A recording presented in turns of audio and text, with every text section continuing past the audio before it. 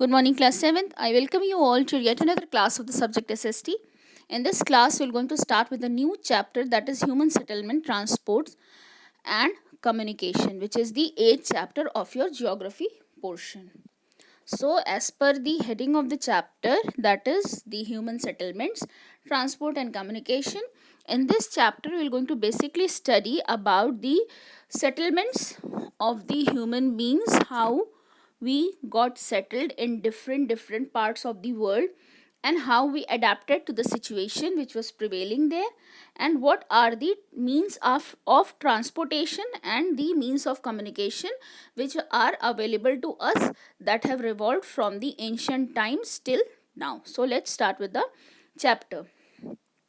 Human settlements की अगर आप बात करें तो हमारे यहाँ जो सोसाइटी है वो एक ऐसी सोसाइटी है जिसमें हम अपने एक दूसरे के कोऑपरेशन के साथ इस सोसाइटी में हम रहते हैं. हम एक दूसरे की नीड्स को फुलफ़िल करते हैं, चाहे वो आपका कोई भी डेली नीड हो, जो भी नीड्स हैं हम एक दूसरे की मदद से ही फुलफ़िल कर पाते हैं. कोई भी ह्यूमन बीइंग हो वो वैक्यूम में रह नहीं सकता है और ना ही वो वैक्यूम में डेवलप कर सकता है. उसको सोसाइटी इन एनी केस चाहिए अपने आप को डेवलप करने के लिए, अपने आप को ग्रो करने के लिए. तो इसी पॉइंट ऑफ व्यू की वजह से हम जो ह्यूमंस हैं वो उन्होंने एक क्लस्टर के फॉर्म में, एक ग्रुप के फॉर्म में धीरे धीरे रहना शुरू किया, विच इज़ कॉल्ड सेटलमेंट्स.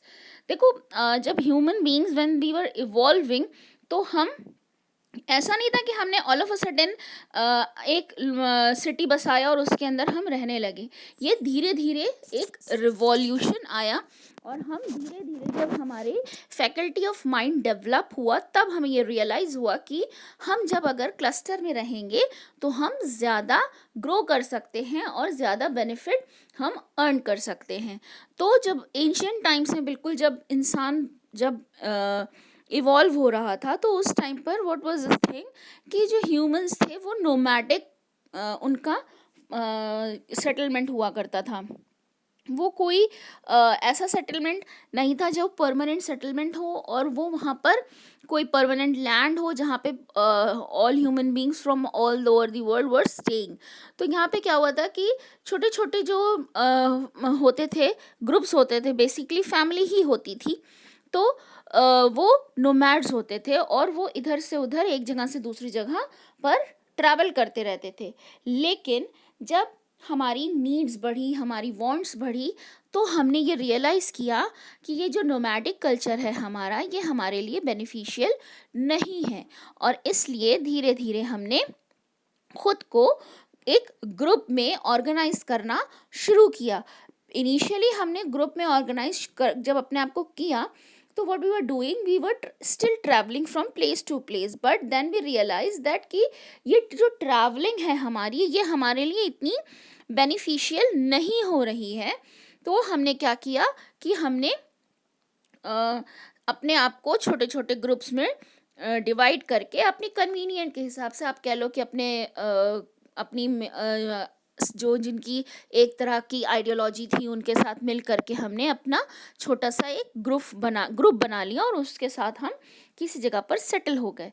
देखो, जो ह्यूमंस हैं उन्होंने इनिशियली, हमारे यहाँ एग्रीकल्चर एक इम्पॉर्टेंट काम हुआ करता था फ्रॉम एंशिएंट टाइम. आज भी हमारा जो किसी भी कंट्री का प्राइमरी सेक्टर है वो एग्रीकल्चर ही होता है.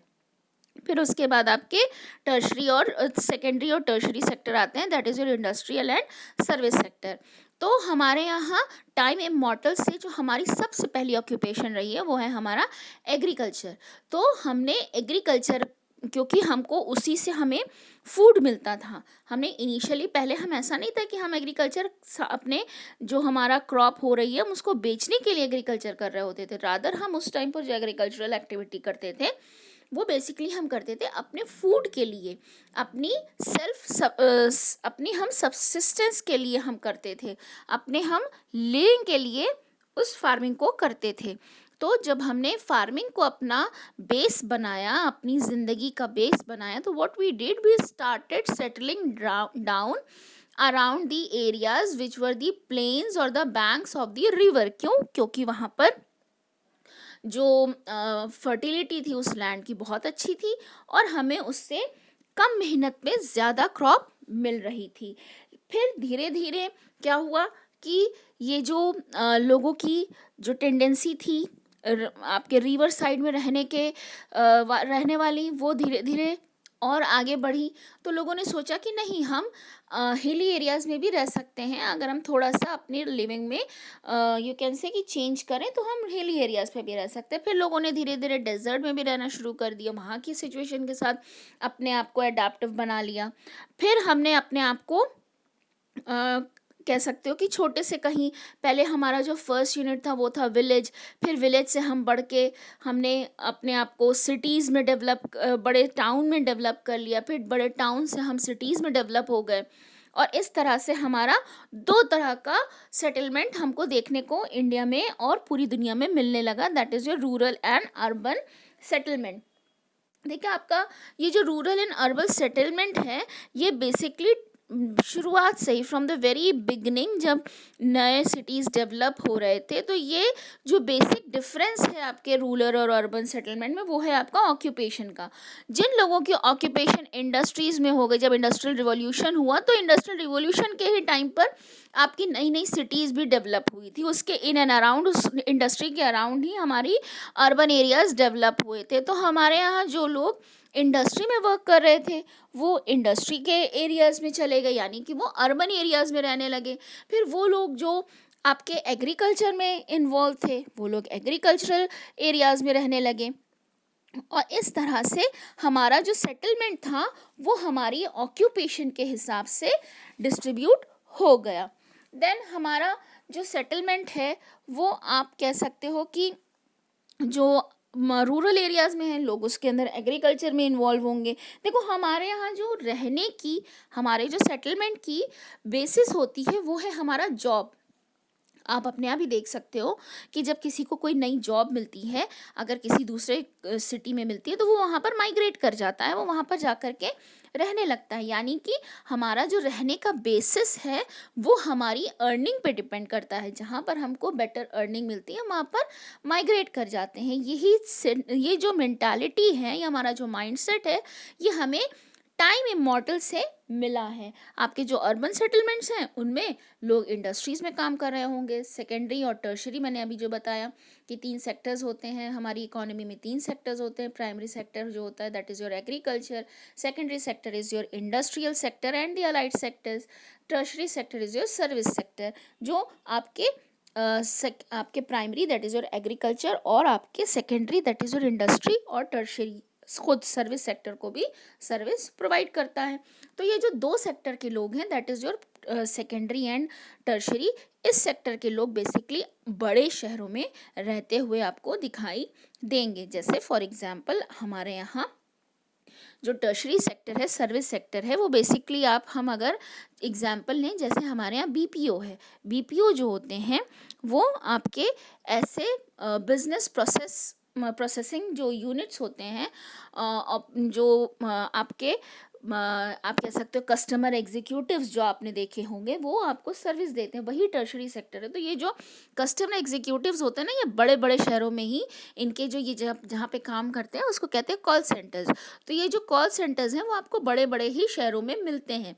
तो जाहिर सी बात है कि जिसने उस कॉल सेंटर में जॉब करनी है तो वो वहाँ पर माइग्रेट कर जाएगा, और माइग्रेट करेगा तो वो क्या हो जाएगा, वो वहाँ का अर्बन सेटलर हो जाएगा।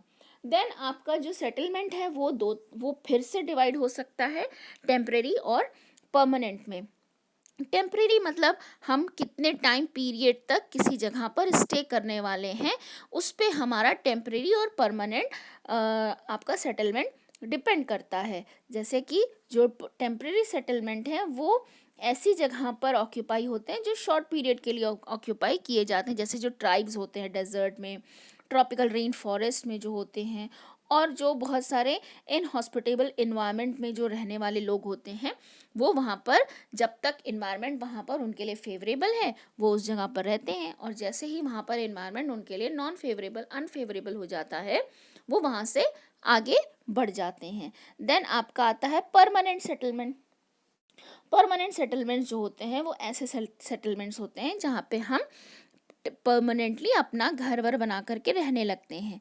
तो हमारा जो परमानेंट सेटलमेंट होता है वो ऐसे इन्वायरमेंट में आपको देखने को मिलेगा जो या तो हमने अपने अकॉर्डिंग उस इन्वायरमेंट को फेवरेबल बना लिया है या हम उस इन्वायरमेंट के अकॉर्डिंग खुद को अडेप्टिव बना चुके हैं। जैसे हमें लगता है बहुत सारे ऐसे लोग हैं जो आपके डेजर्ट में रहते हैं, तो हमारे लिए, हम क्योंकि प्लेन्स में रहने वाले लोग हैं, तो हमारे लिए डेजर्ट का सोच करके भी लगता है कि हम तो ज़्यादा दिन वहाँ रह नहीं सकते, मतलब हम अगर वहाँ गए तो हम वहाँ टेम्परेरी सेटलमेंट के तौर पे रह सकते, लेकिन वहाँ पर लोग परमानेंट सेटलमेंट के भी बेसिस पर रहते हैं। कुछ लोग ऐसे हैं जो परमानेंटली वहीं रहते हैं। तो क्यों रहते हैं?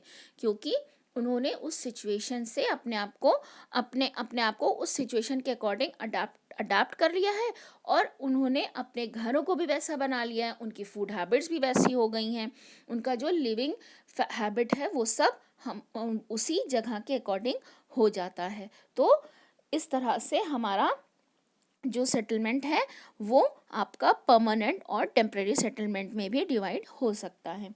इन our next class we are going to start with the pattern of the rural settlement, कि किस तरह से लोग रूरल सेटलमेंट में सरवाइव करते हैं। बट अभी एक और जो बाकी है that is your compact and disperse settlement. तो ये जो कॉम्पैक्ट सेटलमेंट होता है ये बेसिकली आपका ऐसा सेटलमेंट है जहाँ पे लोग एकदम सटे सटे से मकान है। जैसे आप अभी अगर आप अपनी सिटी में भी देख लो तो हमारे यहाँ जो मकान है वो बिल्कुल सटे सटे से होते हैं, लेकिन जैसे ही आप आगे बढ़ते हो, किसी विलेज में जाते हो या किसी बहुत अंदर किसी इंटीरियर जगह पर जाते हो, तो आप देखते हो कि बहुत छोटे, बहुत दूर दूर पर बहुत एक इक्का दुक्का आपको हाउसेस मिल जाएंगे। तो that is your disperse settlement. To this we come to an end of today's class. For the discussion of the further chapter we'll going to meet up in our next class. Thank you so much. Have a great day ahead.